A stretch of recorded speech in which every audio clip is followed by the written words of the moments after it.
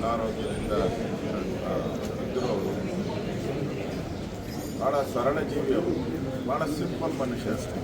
ಅವ್ರ ಮನೇಲಿ ಭಾಳ ಸರಿ ನಾನು ಊಟಕ್ಕೂ ಹೋಗಿದ್ದೀನಿ. RSSನ ಮಾರ್ಗದರ್ಶನ ಅದರ ಜೊತೆ ಬೆಳೆದಂಥವ್ರು.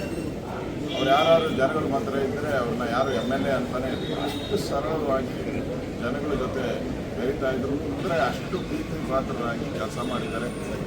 ಅವರು ಎಜುಕೇಷನ್ ಮಿನಿಸ್ಟರ್ ಆಗಿದ್ದಾಗ ಅನೇಕ ಶಾಲೆಗಳನ್ನು ಪ್ರಾರಂಭ ಮಾಡಿ ಆ ಶಾಲೆಗಳಿಗೆ ಒಂದು ಕಾಯಕಲ್ಪ ಕೊಟ್ಟು ಭಾರತೀಯತೆ, ಭಾರತದ ವಿಚಾರಗಳನ್ನು, ನಮ್ಮ ದೇಶ ಭಕ್ತಿ ಮೂಡಿಸುವಂಥ ಒಂದು ವಿಚಾರಗಳನ್ನು ಭಾಳ ಪ್ರಖರವಾಗಿ ಅವರು